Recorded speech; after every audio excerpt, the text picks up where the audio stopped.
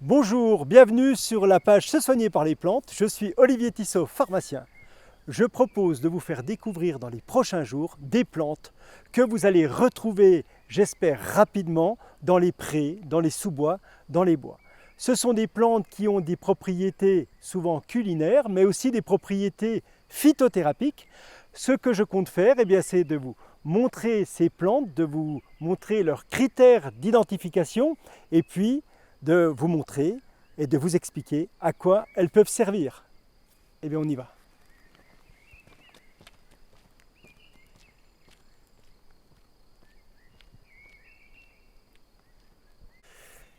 Pour cette nouvelle plante, on n'a pas fait beaucoup de pas, hein. On est toujours dans notre forêt de sapins.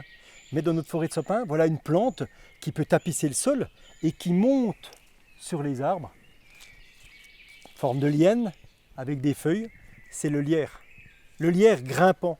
Alors on va trouver le lierre grimpant souvent sur les vieux murs aussi, autour des châteaux, autour des vieilles propriétés. Et bien là, ce lierre grimpant, on va utiliser d'un point de vue phytothérapeutique cette plante qui va pousser dans les forêts. Alors c'est une plante qui a beaucoup d'histoire, le lierre. Les poètes autrefois lui donnaient un signe d'immortalité. On récoltait souvent le lierre pour en faire une utilisation en phytothérapie, mais attention parce que le lierre, lorsqu'il est bien fourni et qu'il va avoir des baies, il va avoir des fruits, ces baies noires sont très toxiques. Donc on risque, en ramassant nos feuilles de lierre, de ramasser des baies. Donc attention à la cueillette sauvage. Quel est l'emploi de ce lierre? On peut l'utiliser en cosmétique déjà. Des extraits de lierre vont rentrer dans la fabrication de certains gels contre la cellulite. Donc en cosmétique déjà, une action qui est déjà intéressante. Au niveau de l'action phytothérapique, on va retrouver ce lierre qui rentre dans la composition de sirop contre la toux asthmatiforme, une toux qui va être très sèche, qui va être en quinte. C'est vrai qu'encore aujourd'hui, certains sirops sont faits à base d'extrait de lierre.